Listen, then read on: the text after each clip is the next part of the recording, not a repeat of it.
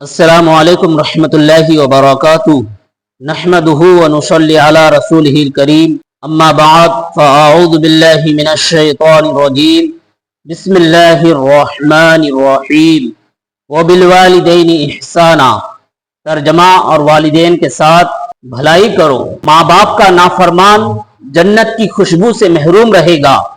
محبوب خدا رسول اللہ صلی اللہ تعالی علیہ وآلہ وسلم نے فرمایا کہ ماں باپ کی نافرمانی سے بچو، اس لیے کہ جنت کی خوشبو 1000 برس کی راہ تک آتی ہے، اور ماں باپ کا نافرمان جنت کی خوشبو نہ سونگھ سکے گا۔ اور اسی طرح رشتہ توڑنے والا، برا زانی، تکبر سے اپنا ازار تہبند وغیرہ ٹخنوں سے نیچے لٹکانے والا بھی جنت کی خوشبو نہ پائے گا۔ ماں باپ کا نافرمان دنیا ہی میں سزا پا کر رہتا ہے۔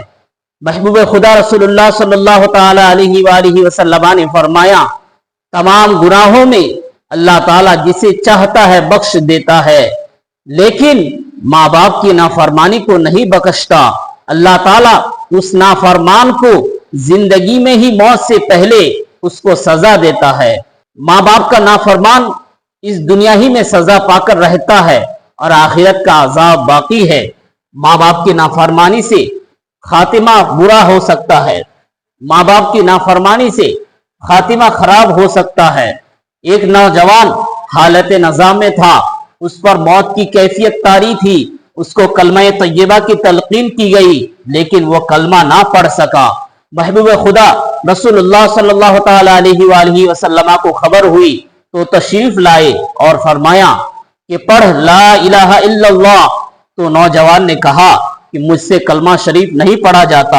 تو آقا کریم صلی اللہ تعالی علیہ وآلہ وسلم نے اس کی وجہ دریافت کی کہ یہ نوجوان کلمہ کیوں نہیں پڑھ رہا ہے، تو بتایا گیا کہ یہ شخص اپنی ماں کو ستاتا تھا، جس کی وجہ سے موت کے وقت کلمہ طیبہ نہیں پڑھ پا رہا ہے۔ تو رحیم و کریم رسول مصطفیٰ جان رحمت صلی اللہ تعالی علیہ وآلہ وسلم نے اس نوجوان کی ماں کو جو ناراض تھی بلایا اور فرمایا یہ تیرا بیٹا ہے؟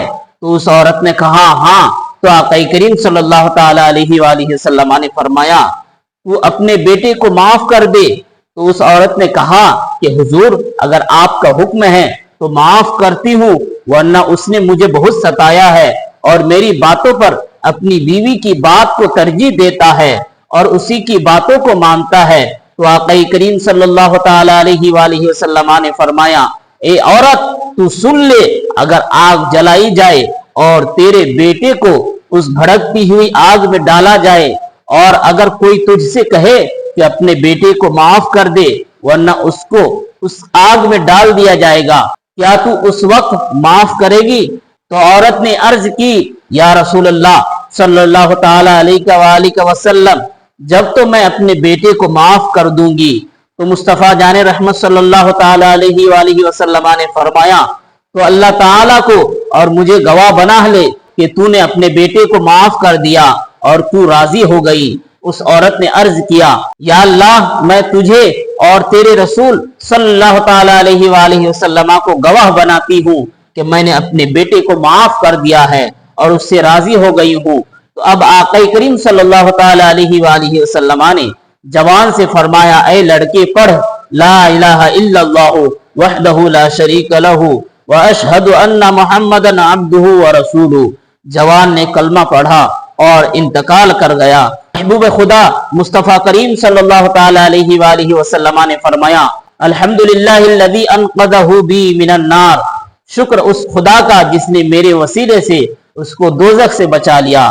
حضرات ماں کی نافرمانی کی سزا کس قدر سخت ہے کہ موت کے وقت کلمہ نصیب نہیں ہوتا جب تک ماں معاف نہ کرے۔ اس حدیث شریف سے ایک مسئلہ یہ معلوم ہوا کہ توبہ و استغفار میں اور اپنی دعا میں رسول اللہ صلی اللہ تعالی علیہ وآلہ وسلم کے وسیلے سے دعا مانگنا چاہیے۔ جبھی تو سرکار صلی اللہ تعالی علیہ وآلہ وسلم نے فرمایا کہ اللہ تعالی نے اس نوجوان کو میرے وسیلے سے دوزخ سے بچا لیا۔ ماں کی رضا کس قدر اہم ہے۔ سرچشمہ ولایت حضرت مولا علی شیر خدا رضی اللہ تعالیٰ عنہ بیان فرماتے ہیں کہ میں محبوب خدا رسول اللہ صلی اللہ تعالی علیہ وآلہ وسلم کے پاس بیٹھا ہوا تھا، ایک شخص آیا اور بعد سلام عرض کیا، یا رسول اللہ صلی اللہ تعالی علیہ وآلہ وسلم، حضرت عبداللہ بن سلام بستر مرگ پر آخری سانس لے رہے ہیں اور آپ کا آخری دیدار کرنا چاہتے ہیں۔ آقا کریم صلی اللہ تعالی علیہ وآلہ وسلم یہ سنتے ہی کھڑے ہو گئے اور فرمایا کہ تم لوگ بھی کھڑے ہو جاؤ اور چلو اپنے بھائی عبداللہ بن سلام کی زیارت کر لے۔ یہ حضرات آقا کریم صلی اللہ تعالی علیہ وآلہ وسلم کے ہمراہ وہاں تشریف لے گئے اور آقا کریم صلی اللہ تعالی علیہ وآلہ وسلم نے حضرت عبداللہ بن سلام کے سرہانے جا کر فرمایا، پڑھو اشہد ان لا الہ الا اللہ واشہد ان محمد رسول اللہ۔ ان کے کان میں آپ صلی اللہ تعالی علیہ وآلہ وسلم نے 3 بار یہی کلمہ شہادت پڑھا، مگر وہ خود نہ پڑھ سکے تو آقا کریم صلی اللہ تعالی علیہ وآلہ وسلم نے حضرت بلال رضی اللہ تعالی عنہ سے فرمایا کہ تم ان کی بیوی سے جا کر پوچھو کہ دنیا میں ان کے اعمال کیسے تھے اور ان کا مشغلہ کیا تھا۔ حضرت بلال رضی اللہ تعالی عنہ ان کی اہلیہ کے پاس گئے اور ان کے اعمال و اشغال کے بارے میں معلوم کیا تو ان کی بیوی نے بتایا کہ رسول اللہ صلی اللہ تعالی علیہ وآلہ وسلم کے حق کی قسم، جب سے انہوں نے مجھ سے نکاح کیا میں نہیں جانتی کہ آقا کریم صلی اللہ تعالی علیہ وآلہ وسلم کے پیچھے ان کی کوئی بھی نماز فوت ہوئی ہو اور ان کا کوئی دین ایسا نہیں گزرا جس میں انہوں نے صدقہ و خیرات نہ کیا ہو۔ ہاں ایک بات ضرور ہے کہ ان کی ماں ان سے ناراض ہے۔ آقا کریم صلی اللہ تعالی علیہ وآلہ وسلم کو یہ خبر دی گئی تو آقا کریم نے ان کی والدہ کو بلایا۔ حضرت بلال رضی اللہ تعالی عنہ نے ان کی والدہ کے پاس جا کر آقا کریم صلی اللہ تعالی علیہ وآلہ وسلم کا پیغام دیا، مگر وہ نہ مانی۔ پھر آقا کریم نے حضرت عمر رضی اللہ تعالیٰ عنہ اور حضرت مولا علی رضی اللہ تعالیٰ عنہ کو بھیجا۔ یہ دونوں حضرات اس خاتون کو لے کر حاضر ہوئے تو اس خاتون نے حضرت عبداللہ بن سلام کو دیکھ کر کہا، اے بیٹے میں تم کو دنیا و آخرت دونوں میں کہیں بھی معاف نہیں کروں گی۔ آقا کریم نے فرمایا، اے ضعیفہ اللہ تعالیٰ سے ڈرو اور بیٹے کو معاف کر دو۔ تو ضعیفہ نے کہا، یا رسول اللہ صلی اللہ تعالی علیہ وآلہ وسلم میں اسے کیسے معاف کر دوں؟